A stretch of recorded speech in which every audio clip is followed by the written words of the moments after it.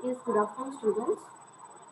तो आज की क्लास में हम राष्ट्रभाषा जो हमारी हिंदी है उसके बारे में हम लोग अध्ययन करने जा रहे हैं। तो पिछले क्लास में हम हमारे राष्ट्र की जो संपर्क भाषा है उसका अध्ययन हम लोग कर रहे थे, जिसमें थोड़ा सा अंश बचा है, थोड़ा सा पार्ट बचा है विश्लेषण करने के लिए। तो वो अगर आपके पास किताब है तो पेज नंबर 84 में आप देख सकते हो कि मैंने आपको कल की क्लास में ये बताया था कि ये जो संपर्क भाषा है हमारे भारत देश में दो भाषाओं को संपर्क भाषा माना जाता है, जैसे अंग्रेजी और हिंदी। तो यहाँ पे संपर्क का अर्थ होता है दूसरे व्यक्ति के साथ कम्युनिकेट करना, संपर्क साधना।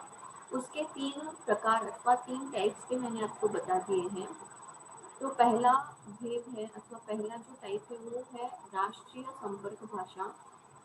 इस राष्ट्रीय संपर्क भाषा में जो राष्ट्र के अंदर जो एक राज्य दूसरे राज्य के साथ जिस भाषा का प्रयोग करते हुए उनके साथ संपर्क साधता है उसे हम लोग बोलते हैं राष्ट्रीय संपर्क भाषा। दूसरा जो टाइप है अंतरराष्ट्रीय संपर्क भाषा। अंतरराष्ट्रीय संपर्क भाषा के अंतर्गत एक राष्ट्र जब दूसरे राष्ट्र के साथ संबंध अथवा संपर्क जोड़ता है तो वो किस भाषा में जोड़ता है। मान लीजिए हमारा अगर फॉरेन कंट्रीज के साथ अगर हमको संपर्क साधना है तो हम लोग अंग्रेजी भाषा का प्रयोग करते हुए क्या करते हैं, उनके साथ संपर्क साधते हैं। तो ये एक अंतरराष्ट्रीय संपर्क भाषा कहलाई जाती है। तीसरा जो टाइप है उसको हम लोग बोलते हैं अंतरराज्यीय संपर्क भाषा, जो कल की क्लास में एक्सप्लेन करने का बच गया था, वो अभी की क्लास में मैं क्या कर दूंगी, उसका विश्लेषण कर दूंगी। ठीक है। अभी एक राष्ट्र का एक राज्य उसी राष्ट्र के दूसरे राज्य से संपर्क साधने के लिए जिस भाषा का प्रयोग करता है वह अंतरराज्यीय संपर्क भाषा कहलाता है। देखिए, एक राष्ट्र का एक राज्य उसी राष्ट्र के, यानी मान लीजिए हमारे भारत देश में ही जब कर्नाटक और महाराष्ट्र के राज्य के साथ जब संपर्क साधते हैं तो उसको हम लोग बोलते हैं अंतरराज्यीय संपर्क भाषा। यानी एक एक ही राष्ट्र के जब एक राज्य दूसरे राज्य के साथ संपर्क साधता है तो उसे कहते हैं अंतरराज्यीय संपर्क भाषा। तो एक तो ये इंग्लिश हो सकती है अथवा हिंदी हो सकती है। अगर मान लीजिए कर्नाटक का जो व्यक्ति है जो महाराष्ट्र के व्यक्ति के साथ संपर्क साध रहा है, अगर उसको मराठी भी आती है, और महाराष्ट्र के लोगों को तो आपको पता है कि उनको मराठी आती ही है, तो वो मराठी में भी अपना संपर्क साध सकता है। यानी कहने का तात्पर्य यह है कि संपर्क करने के लिए दोनों को एक ही भाषा का ज्ञान होना बहुत जरूरी होता है। ठीक है। भारत में अंतर्राज्यीय संपर्क भाषा के रूप में हिंदी और अंग्रेजी दोनों भाषाओं का प्रयोग किया जाता है। तो यहाँ पे ये कहा गया है कि जब एक राज्य दूसरे राज्य के साथ संपर्क साधता है तब वो इंग्लिश अथवा हिंदी भाषा का प्रयोग करते हुए संपर्क साध सकता है। यहाँ हिंदी भाषा भाषी राज्यों के बीच परस्पर संपर्क की भाषा मुख्यतः हिंदी है। देखिए, तो यहाँ पे ये कहा गया है कि जब कोई राज्य दूसरे राज्य के साथ, यानी हमारे भारत देश की बात चल रही है, तो जब कोई राज्य दूसरे राज्य के साथ संपर्क साधता है तब क्या है, वो हिंदी भाषा का ही प्रयोग करता है। किंतु आवश्यकतानुसार या संदर्भानुसार अंग्रेजी का प्रयोग भी किया जा सकता है। ठीक है। तो अगर आवश्यकता है, अगर इंग्लिश भाषा का अथवा अंग्रेजी भाषा का प्रयोग करना, तो वहाँ पे अंग्रेजी भाषा का प्रयोग भी हो सकता है। भारत के हिंदीतर राज्यों के परस्पर संपर्क की भाषा मुख्यतः अंग्रेजी है और कम संदर्भों में हिंदी का भी प्रयोग किया जाता है। ठीक है। तो यहाँ पे ये कहा गया है कि कभी कभार ज़्यादा जो राज्य के बीच एक राज्य दूसरे के राज्य के साथ जब संपर्क साधता है तब जो है वो ज़्यादा से ज़्यादा अंग्रेजी भाषा का ही प्रयोग करता है। यहाँ पे ये कहा गया है। दक्षिण भारत के राज्यों के बीच संपर्क की भाषा अंग्रेजी है। दक्षिण भारत के हिंदी पढ़े लिखे व्यक्ति अन्य राज्यों के हिंदी जानने वाले व्यक्तियों से हिंदी माध्यम से संपर्क करते हैं। देखिए, तो यहाँ पे दक्षिण भारत और उत्तर भारत के बारे में कहा गया है। जहाँ दक्षिण भारत के राज्य के साथ जब संपर्क की बात आती है तब उनको हिंदी नहीं आती, तो इसकी वजह से इंग्लिश में जो है संपर्क साधा जा सकता है। लेकिन उत्तर भारत में जो है ज़्यादा से ज़्यादा लोगों को हिंदी आती है, तब क्या होता है एक राज्य जो है दूसरे राज्य के साथ हिंदी में ही अपना संपर्क साधने लगता है। संपर्क बातचीत द्वारा होता है, पत्र व्यवहार द्वारा भी। देखिए यहाँ पे संपर्क करने का तरीका दो तरीके से होते हैं। एक तो है संपर्क आप बात करके भी कर सकते हो, उनके साथ संपर्क साध सकते हो, अथवा दूसरा जो है उनको चिट्ठी लिखकर, पत्र लिखकर। आपको पता है आज के टेक्नोलॉजी में हम लोग फोन का यूज करते हैं, मोबाइल, ईमेल, तो इसका भी आप प्रयोग करके संपर्क साध सकते हैं। भारत में संपर्क भाषा के रूप में हिंदी के साथ साथ अंग्रेजी का प्रयोग इसलिए देखने को मिलता है कि संपर्क भाषा के संबंध में कोई संवैधानिक व्यवस्था नहीं की गई है, किंतु संपर्क भाषा इसलिए महत्वपूर्ण है कि एक व्यक्ति को दूसरे से, एक राज्य को दूसरे राज्य से तथा एक राष्ट्र को दूसरे राष्ट्र से संपर्क साधने के लिए यह महत्वपूर्ण कड़ी का काम करती है। देखिए तो यहाँ पे ये जो भाषा होती है, मान लीजिए हिंदी हो या अंग्रेजी हो, माफ कीजिएगा, तो यहाँ पे अगर हमको किसी दूसरे देश के व्यक्ति के साथ बात करना है, तो दूसरे राज्य के व्यक्ति के साथ बात करना है, तो उनसे जोड़ने के लिए भाषा जो है वो बहुत महत्वपूर्ण भूमिका निभाती है, ऐसा यहाँ पे कहा गया है। किसी भी बहुभाषी भाषी राष्ट्र में संपर्क भाषा वही हो सकती है जो राष्ट्र में सर्वाधिक प्रचलित भाषा हो, जो अधिक से अधिक लोगों द्वारा बोली एवं समझी जाती है। तो देखिए यहाँ पे ये कहा गया है किसी भी राष्ट्र की संपर्क भाषा वही भाषा हो सकती है जहाँ पे जो है ज़्यादा से ज़्यादा उस भाषा को व्यक्ति जानते हैं, अथवा ये जो हमारे संविधान में जो है, हमारे सरकार ने जो है जिस भाषा का उपयोग करने के लिए अनुमति दी है, उस भाषा का प्रयोग करते हुए हम लोग क्या कर सकते हैं, संबंध साध सकते हैं, ऐसा यहाँ पे कहा गया है। इस दृष्टि से देखें तो हिंदी ही भारत की संपर्क भाषा बनने योग्य है, जिसके द्वारा साहित्यिक, सांस्कृतिक, धार्मिक, सामाजिक तथा राजनीतिक बातों का आदान प्रदान होता है। तो देखिए यहाँ पे ये कहा गया है कि अगर इससे, अगर ये कंक्लूजन निकलता है अथवा ये निष्कर्ष निकलता है अथवा निकलता है कि ये जो संपर्क भाषा है वो हिंदी भाषा होनी चाहिए, क्योंकि हमारे भारत देश में हिंदी भाषा जानने वाले बहुत लोग हैं, बहुत व्यक्ति हैं, और सामाजिक दृष्टि से, साहित्यिक दृष्टि से, धार्मिक दृष्टि से अगर आप देखेंगे तो आदान प्रदान करने के लिए, यानी अपने विचारों को दूसरे व्यक्ति के साथ अथवा सामने रखने के लिए हिंदी भाषा ही उपयोगी होती है, यहाँ पे ऐसा कहा गया है। ठीक है, तो यहाँ पे जो है ये संपर्क भाषा का जो चैप्टर है अथवा ये जो एक पूरा जो लेसन दिया गया है वो हमने खत्म कर लिया है। अभी आगे की क्लास में हम लोग क्या करेंगे, अभी राष्ट्रभाषा, इसका मैं विश्लेषण आपको करूँगी। देखिए राष्ट्रभाषा भाषा से ही आपको ये पता चल जाता है कि हमारे यहाँ पे राष्ट्रभाषा के बारे में बात कर रहे हैं यहाँ पे। तो आपको पता है कि ये जो हिंदी है वही हमारी राष्ट्रभाषा है। तो मैंने आपको पहले कहा है कि हिंदी राष्ट्रभाषा बनने के पीछे कारण क्या है। देखो, तो कारण यह है कि हमारे भारत देश में ज़्यादा से ज़्यादा जो व्यक्ति हैं वो हिंदी भाषा को जानते हैं। तो इसकी वजह से क्या हुआ है, हिंदी जो है वो राष्ट्रभाषा बन चुकी है। अभी इन्होंने यहाँ पे क्या लिखा है उसके बारे में हम लोग अध्ययन करते हैं। प्रत्येक राष्ट्र की अपनी एक समृद्ध भाषा होती है जिसमें वह अपनी सभ्यता, संस्कृति तथा दर्शन को व्यक्त करता है। देखिए तो यहाँ पे ये कहा गया है कि हर एक राष्ट्र की, यानी हर एक पूरे हमारे वर्ल्ड में, पूरे विश्व में जितने भी देश हैं, हर एक देश की, हर एक राष्ट्र की अपनी एक समृद्ध, विकासमय एक ऐसी भाषा होती है जिसमें सब कुछ कार्यभार चलता है। यह भाषा उस राष्ट्र में सर्वाधिक प्रचलित रहती है। ये जो भाषा होती है राष्ट्रभाषा, वो पूरे उनके देश में, राष्ट्र में सर्वाधिक यानी बहुत ज़्यादा प्रचलित, यानी इसका जो प्रसार है बहुत ज़्यादा हुआ रहता है। उस राष्ट्र की आत्मा भी रहती है और यही उस राष्ट्र की राष्ट्रभाषा है। तो ऐसी भाषा जो, जिस भाषा जिस भाषा को पूरा देश जानता हो और उस भाषा में ही उसकी आत्मा छुपी हो, उस भाषा को ही राष्ट्रभाषा कहा जाता है।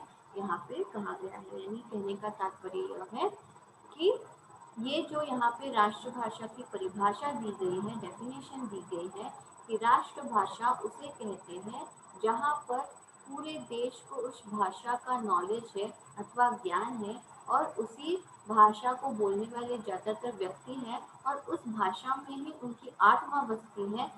उस वही भाषा जो है वो राष्ट्रभाषा बन सकती है, यहाँ पे कहा गया है।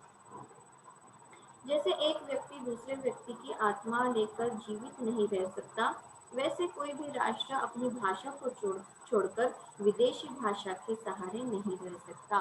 देखिए, हर एक व्यक्ति को जो है अपनी, मान लीजिए, अपनी भाषा जो है वो बहुत प्यारी होती है, बहुत सुंदर होती है।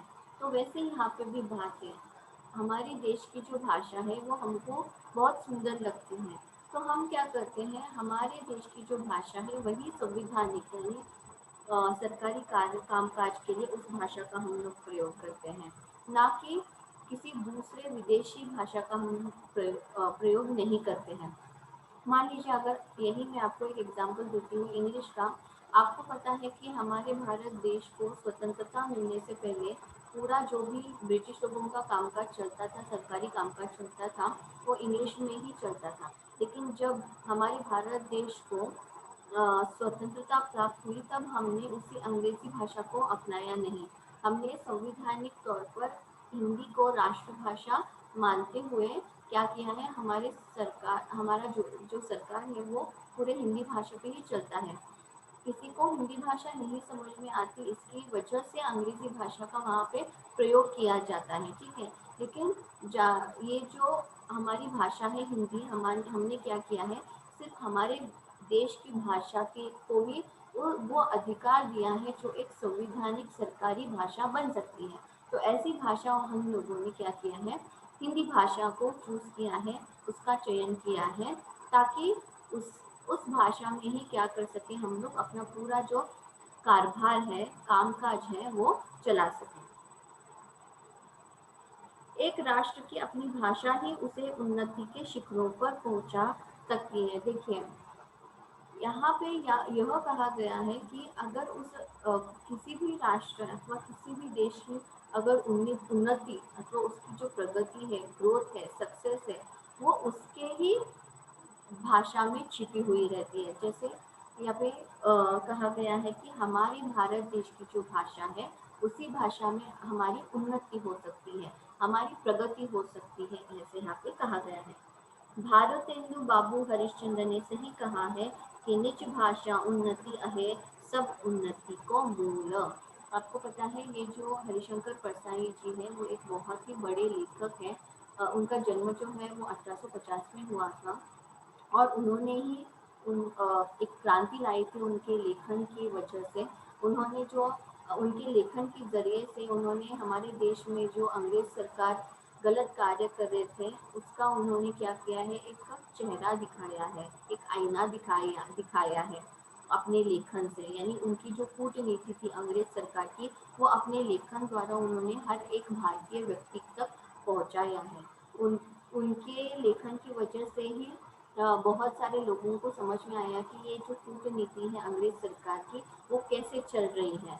तो यहाँ पे भारतेंदु हरिश्चंद्र जो है, उनका जो लेखन है वो बहुत क्रांतिकारी लेखन है, जहाँ पे उन्होंने हर एक व्यक्ति को प्रेरित किया है कि ये जो अंग्रेज सरकार कर रहे हैं अथवा जैसे हम लोग उनको गुलाम बनाकर रख दिया है, वो कितना गलत है, उसका हमको विरोध करना चाहिए। उनकी कूटनीति जो थी उसका विरोध करना चाहिए और हमारे देश को स्वतंत्रता प्राप्त होनी चाहिए। इसके लिए उन्होंने क्या किया है, हर एक व्यक्ति को जगाया है, जागृत किया है। कैसे? तो अपने लेखन से। तो अपने लेखन में उन्होंने ये भी लिखा है कि हर एक देश की जो उन्नति है वो उसकी भाषा में ही छुपी हुई है, ऐसा यहाँ पे कहा गया है। आगे देखते हैं। राष्ट्रभाषा वह भाषा है जो किसी राष्ट्र का प्रतिनिधित्व करती है। देखिए, अभी राष्ट्रभाषा जो है यहाँ पे उस भाषा से ही हमको पता चलता है कि ये कौन सा देश है। तो मान लीजिएगा, आपको पता है कि इंग्लैंड में इनकी जो राष्ट्रभाषा है वो इंग्लिश है, अंग्रेजी है। तो उससे इंग्लैंड से इस देश अंग्रेजी से हमको क्या पता चलता है कि ये जो राष्ट्रभाषा है वो इंग्लैंड की है। ठीक है, अगर मान लीजिए जर्मन भी एक भाषा है, तो जर्मन बात करने वाले लोग जो होते हैं, अगर हम जर्मनी भाषा सुनते हैं तो हमको लगता है कि हमको पता चलता है कि ये जो है जर्मन जर्मन राष्ट्र की ये राष्ट्रभाषा है। ठीक है, यानी भाषा से एक राष्ट्र को पहचान मिलती है, ऐसा यहाँ पे कहा गया है। यानी राष्ट्रभाषा समस्त राष्ट्र की भाषा है, यानी कहने का तात्पर्य यह है कि ये जो राष्ट्रभाषा है वो पूरे राष्ट्र की भाषा है। कोई भी भाषा तभी राष्ट्रभाषा के पद पर प्रतिष्ठा पाने योग्य बनती है जबकि वह किसी राष्ट्र को पहचानने की क्षमता से पूर्ण हो। ठीक है, तो यहाँ पे ये कहा गया है कि मैं और एक बार दोहराती हूँ ताकि आपको अच्छी तरह से याद हो जाए। कोई भी भाषा तभी राष्ट्रभाषा के पद पर प्रतिष्ठा पाने की योग्य बनती है जबकि वह किसी राष्ट्र को पहचानने की क्षमता से पूर्ण हो। जैसे कि मैंने आपको पहले ही कहा कि किसी भाषा से हम ये भाषा कौन से राष्ट्र की है उसको पहचानते हैं, तो वैसे ही मैंने आपको एग्जाम्पल दिया इंग्लैंड का, जर्मन का। ठीक है, तो यहाँ पे इस हिंदी भाषा अगर कि कोई भी व्यक्ति हिंदी भाषा को सुनता है तो हमको समझ में आता है कि ये भारत देश है, तो उस भाषा से ही उस राष्ट्र की पहचान है, ऐसा यहाँ पे कहा गया है। अर्थात एक राष्ट्र की राष्ट्रभाषा के द्वारा ही उस राष्ट्र को पहचाना जाता है, उसका प्रयोग क्षेत्र विस्तृत होता है। ठीक है, तो अभी देखिए यहाँ पे ये कहा गया है कि जैसे कि भाषा से हमको पता चलता है कि ये भाषा किस राष्ट्र की है, तो भारत देश की है, तो उस राष्ट्र की जो राष्ट्रभाषा होती है उसका उतना विस्तार होना चाहिए, उतना उसका ग्रोथ होनी चाहिए। यानी कहने का तात्पर्य यह है कि मान लीजिए हमने अभी हमारी राष्ट्र की भाषा जो है वो हिंदी को हमने अपनाया है, तो उसके विकास के लिए, उसकी उन्नति के लिए, उसके ग्रोथ के लिए हमको क्या करना चाहिए, हमेशा कार्य करते रहना चाहिए, क्योंकि भाषा से ही राष्ट्र की क्षमता जानी जाती है, राष्ट्र को पहचाना जाता है। जो भाषा किसी राष्ट्र के सर्वाधिक लोगों की लेखने, बोलने तथा समझने की भाषा है, जो भाषा राष्ट्र की आत्मा की भाषा है, वही उस राष्ट्र की राष्ट्रभाषा कहलाने योग्य है।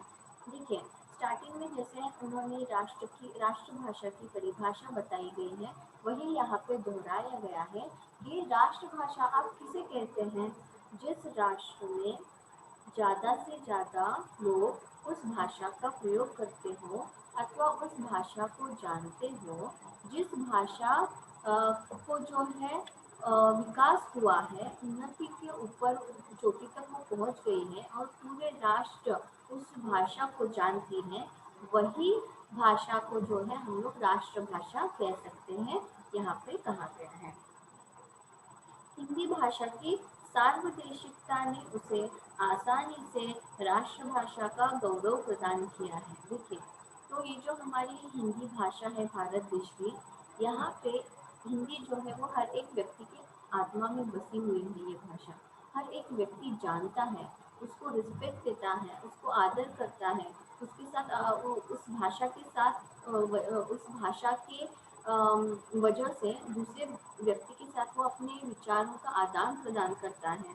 तो यहाँ पे ये जो राष्ट्रभाषा है वो बहुत उसको, उस भाषा को बहुत गौरव प्रदान करना चाहिए, उसको बहुत रिस्पेक्ट देना चाहिए, उसका आदर सत्कार करना चाहिए, ऐसा यहाँ पे कहा गया है। ठीक है, राष्ट्र की कोई लोक भाषा या क्षेत्र विशेष की भाषा किसी ऐतिहासिक कारण से राष्ट्र में प्रतिष्ठित होकर विकास पाकर अपना प्रयोग क्षेत्र व्यापक बना लेती है। देखिए, तो यहाँ पे ये कहा गया है कि राष्ट्रभाषा के तौर पर जब आप चुनते हो तो ये कहा गया है कि उस भाषा को राष्ट्रभाषा बनाइए जहाँ पे उस भाषा का बहुत विकास हुआ हो, ग्रोथ हुआ हो, उसी भाषा का हम लोग क्या करते हैं, चयन करते हैं राष्ट्रभाषा के तौर पर। अगर उस भाषा का विकास ही नहीं हुआ है, ग्रोथ ही नहीं हुआ है और वो जो भाषा है वो पूरे राष्ट्र जानता नहीं है, तो ऐसी भाषा को हम लोग राष्ट्रभाषा नहीं कह पाते हैं, ऐसा यहाँ पे कहा गया है।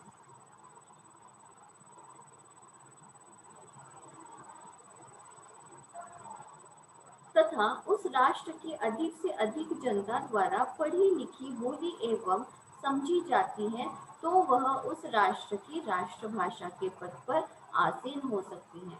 देखिए, तो पहले हमने कहा है कि राष्ट्रभाषा, माफ कीजिएगा, राष्ट्रभाषा जो है वो हम उसे ही कह सकते हैं जहाँ पे उस भाषा को ज़्यादा से जो ज़्यादा लोग जानते हैं, उस भाषा को पढ़ सकते हैं, उस भाषा में लिख सकते हैं, अपने विचारों को आदान प्रदान कर सकते हैं। वही भाषा जो है वो राष्ट्रभाषा के तौर पर चुनी जा सकती है, अथवा वो उस गद्दी पर बैठ सकती है, विराजमान कर सकती है। किसी भी राष्ट्र की राष्ट्रभाषा उस राष्ट्र की सभ्यता एवं संस्कृति की भाषा होती है। देखिए, कोई भी जो भाषा होती है, उस भाषा से ही उस संस्कृति छुपी हुई रहती है। देखिए, तो हमारा जो भारत देश है, हमारी राष्ट्रभाषा हिंदी है। तो हिंदी में ही क्या है, हमारी संस्कृति, हमारे संस्कार, हमारी परंपरा इस भाषा में ही छुपी हुई होती है, यहाँ पे ऐसा कहा गया है।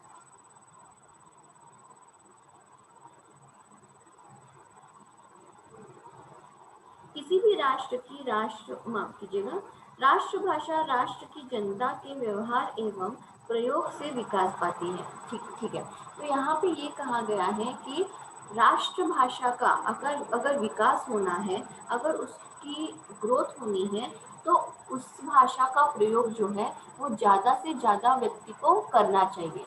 जब तक अब व्यक्ति उस भाषा का प्रयोग नहीं करता, जब तक कोई व्यक्ति उस भाषा का विकास के लिए अपना अपना योगदान नहीं देता, तब तक उस भाषा का विकास नहीं हो पाता, यहाँ पे ये कहा गया है। राष्ट्रभाषा में सरलता, सहजता, सुगमता, स्पष्टता, सुग्राह्यता, लोकप्रियता आदि गुण होने चाहिए। तो यहाँ पे ये कहा गया है कि ये जो राष्ट्रभाषा है वो बहुत बोलने के लिए सरल होनी चाहिए, सुंदर होनी चाहिए, सीखने के लिए भी बहुत सरल होनी चाहिए, तथा स्पष्ट और लोकप्रिय होनी चाहिए। तो ये जो सारे गुण हैं वो उस भाषा में होनी बहुत ज़रूरी है। अगर हिंदी भाषा को अगर कोई भी व्यक्ति पसंद ही नहीं करता, तो उसको हम लोग राष्ट्रभाषा नहीं कह सकते। अगर भारत देश में अगर कोई भी व्यक्ति हिंदी भाषा को जानता ही नहीं है, तब उसको हम लोग राष्ट्रभाषा नहीं कह सकते।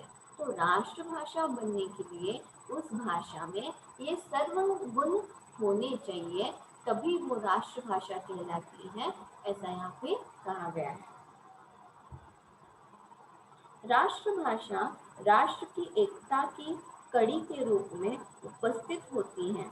वह राष्ट्रीय चेतना एवं राष्ट्रीय गौरव का प्रतीक होती है। देखिए, यहाँ पे ये कहा गया है कि ये जो हमारी राष्ट्रभाषा होती है वो हमको एक दूसरे से जुड़ने के लिए मदद करती है।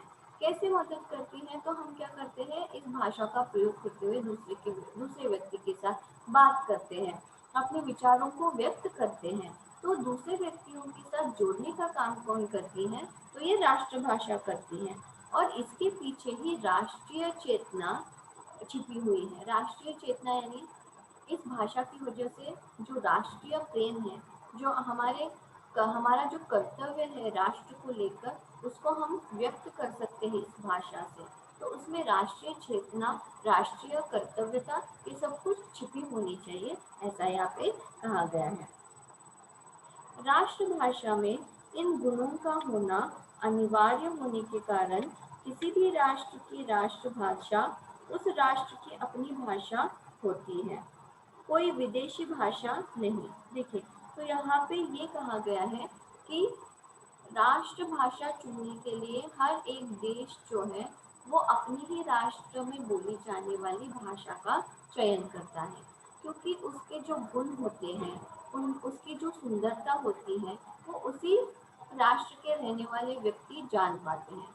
अगर मान लीजिए हमारे राष्ट्र में अंग्रेजी बात करने वाले व्यक्ति नहीं है, अंग्रेजी कोई पसंद ही नहीं करता, अगर हम लोग उसे राष्ट्रीय भाषा बना देते हैं तो वो राष्ट्रभाषा बनने के योग्य नहीं है, ठीक है। तो उसकी वजह से अगर किसी भाषा को राष्ट्रभाषा बनने योग्य बनाना है तो उसमें ये सब काबिलियत होनी चाहिए। फर्स्ट ऑफ ऑल क्या होना चाहिए, तो वो जो भाषा है वो हमारे ही राष्ट्र की भाषा होनी चाहिए। सब व्यक्ति जो राष्ट्र में रहने वाले हैं वो उस व्यक्ति माफ कीजिए उस भाषा को वो जानते हो, उनको जानना बहुत ज़रूरी है, उसको पसंद करना भी बहुत ज़रूरी है। तो कहने का तात्पर्य यह है कि राष्ट्रभाषा के तौर पर हमें ऐसी भाषा को चुनना पड़ता है जो बहुत सारे व्यक्ति जानते हैं, जिनको पसंद करते हैं, जिनको जो है उसके गुण जो है पता होते हैं। तो ऐसी ही भाषा जो है वो राष्ट्रभाषा कहलाने के योग्य है, ऐसा यहाँ पे कहा गया है।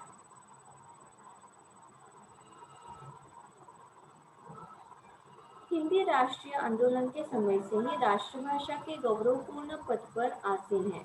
तो यहाँ पे हिंदी कब राष्ट्रभाषा के तौर पर योग्य बन गई है, तो यहाँ पे यही कहा गया है कि आपको पता है कि हमारे भारत देश में ज़्यादा से ज़्यादा लोग हिंदी जानते थे। इसकी वजह से स्वतंत्रता मिलने से पूर्व भी बहुत सारे व्यक्तियों ने अंग्रेजी सरकारों का अथवा ब्रिटिश लोगों का विरोध करने के लिए हिंदी भाषा को ही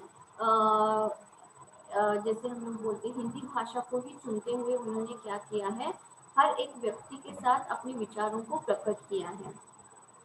आपको पता है कि ये जो भारत छोड़ो आंदोलन है, ठीक है, जितने भी आंदोलन हुए थे वो सभी हिंदी भाषा को प्रयोग करते हुए कहा किया गया था। यानी इसका तात्पर्य यह है कि जो भाषा ज़्यादा से ज़्यादा लोग जानते हैं उसी भाषा में क्या किया गया है, उस भाषा का प्रयोग करते हुए हिंदी हिंदी भाषा का प्रयोग करते हुए हमने क्या किया, अपने कार्य किए हैं, जितने भी हो, संग्राम हो, सत्याग्रह हो, विरोध करना हो। तो उसकी वजह से क्या हुआ है, हिंदी जो है वो बहुत पहले से ही हमारे ये जो कल्चर में अथवा हमारी संस्कृति में विद्यमान हो चुकी है, यानी उसका मेल हो चुका है, यहाँ पे कहा गया है। राष्ट्र नेताओं ने वे सारे गुण हिंदी में देखे जो राष्ट्रभाषा के लिए अनिवार्य है। तो यहाँ पे ये उस जमाने की बात कर रहे हैं जहाँ पे आपको पता है कि हमारे भारत देश को स्वतंत्रता तो मिल चुकी है।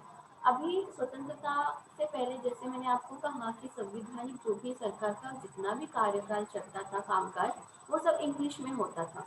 तो हमको एक ऐसी भाषा होनी चाहिए थी जिसमें जो क्या है, हम भारत की एक भाषा जिससे हम पूरा पूरा जो है वो कार्य कर सके, जो संवैधानिक कार्य कर सके, सरकारी कामकाज कर सके।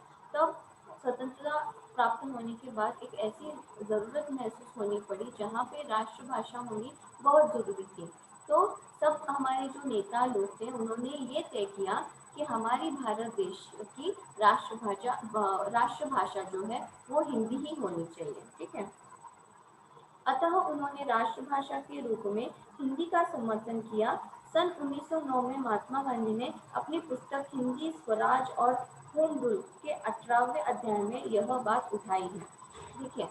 तो इसी कारण जो है हमारे भारत देश को स्वतंत्रता प्राप्त होने के बाद सब नेताओं ने ये तय किया कि हमारे भारत देश में की जो राष्ट्रभाषा है वो हिंदी ही बननी चाहिए, क्योंकि ये बहुत सारे लोग जानते हैं और ये सीखने के लिए बहुत सरल है। इसमें आत्मा बसती है, यानी जो भी है कहने का तात्पर्य सब कुछ सर्वगुण संपन्न ऐसी भाषा थी जो राष्ट्रभाषा कहलाने के योग्य थी। और महात्मा गांधी जी ने एक हिंदी में बुक लिखा है, किताब लिखा है, जिसका नाम है हिंदी स्वराज और होम रूल। उसमें 18वें पेज पे उन्होंने इसी बात को उठाई है कि हमारे भारत देश को भारत देश की कौन सी ऐसी भाषा है जो राष्ट्रभाषा कहने के योग्य है, ठीक है। सन 1917 में गुजरात शिक्षा परिषद के सभापति पद से भाषण देते हुए भी उन्होंने यह बात कही थी, ठीक है। तो गांधी जी ने हमेशा जो है 1909 से ये बात उठाई है कि हमारे राष्ट्र की जो भाषा है वो हिंदी ही होनी चाहिए, ठीक है। आगे तो 1917 में भी गुजरात शिक्षा परिषद में भी उन्होंने ये बात उठाई थी कि हिंदी भाषा जो है वो हमारी राष्ट्रभाषा होनी चाहिए। सन 1925 में कानपुर के कांग्रेस अधिवेशन में कांग्रेस की महासमिति एवं कार्यकारिणी का काम हिंदी में करने का प्रस्ताव इस दृष्टि से पारित हुआ। देखिए 1925 में भी उन्होंने जहाँ पे भी अपने जो भाषण दिए हैं, अगर कुछ भी सम्मेलन रखा है तो उन्होंने ये जो मुद्दा है, ये जो प्रश्न है वो उठाया ही है और इसके बारे में अपने विचारों को उन्होंने व्यक्त किया है, ऐसा यहाँ पे कहा गया है। इन सबके परिणाम स्वरूप हिंदी को स्वतंत्र भारत की राजभाषा का पद प्राप्त हुआ। देखिए फिर बाद में ये सब कुछ विचार करने के बाद ये जो हमारी हिंदी है उसको एक राजभाषा यानी सरकारी भाषा के तौर पर, संवैधानिक भाषा के तौर पर उसको एक्सेप्ट किया गया, उसको स्वीकार किया गया। जैसे 14 सितंबर हिंदी दिवस या राजभाषा दिवस माना जाता है। आपको तो पता है कि 14 सितंबर जो है 14 सितंबर वो हिंदी दिवस के नाम से जाना जाता है, क्योंकि उसी दिन हमारे देश में हिंदी भाषा को संवैधानिक रूप से तथा राजभाषा के रूप से हमने उसको स्वीकार किया था।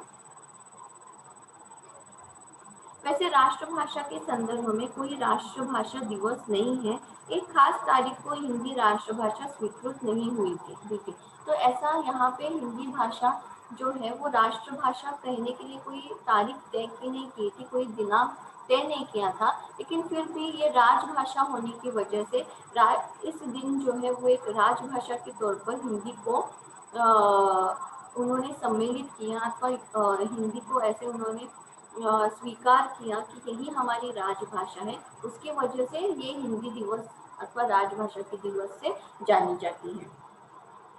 राष्ट्रीय आंदोलन के सिलसिले में तत्कालीन आवश्यकता के अनुरूप हिंदी भारत की राष्ट्रभाषा स्वीकृत हुई थी। अंग्रेजी की भारत में हिंदुओं और मुसलमानों के बीच फूट डालो, राज करो शासन नीति के कारण गांधी जी ने राष्ट्रभाषा का नामकरण किया था हिंदुस्तानी। देखें तो यहाँ पे हमारे भारत देश को स्वतंत्रता मिलने से पूर्व के बारे में बात की जा रही है। तो यहाँ पे ये जो नेता लोग थे उन्होंने ये तय किया था कि सभी लोगों को जागरूक करने के लिए, सभी लोगों को स्वतंत्रता प्राप्त करने के लिए, जागरूक करने के लिए हमको ऐसी भाषा को चुनना चाहिए जो बहुत सरल हो, जो सबको समझ में भी आए, सीखने के लिए भी बहुत सरल हो। तो उन्होंने हिंदी भाषा का प्रयोग करते हुए ये जो अंग्रेजी सरकार की कूटनीति थी, डिवाइड एंड रूल, इंग्लिश में वो लोग बोलते थे डिवाइड एंड रूल, यानी विभाजन करो और अपना साम्राज्य स्थापित करो। तो वो जो उनकी कूटनीति थी उन्होंने क्या किया है, हिंदी भाषा का प्रयोग करते हुए कहा है और उसको गांधी जी ने क्या किया है, हिंदुस्तानी नाम देते हुए क्या किया, उस भाषा का प्रयोग उन्होंने किया है। उन्होंने उसका सरल हिंदी, सरल उर्दू अर्थ भी निर्धारित किया था। तो हिंदी जो नाम था उसको पहले नाम नहीं था, पहले तो खड़ी बोली बोला जाता था, पुरानी हिंदी बोला जाता था।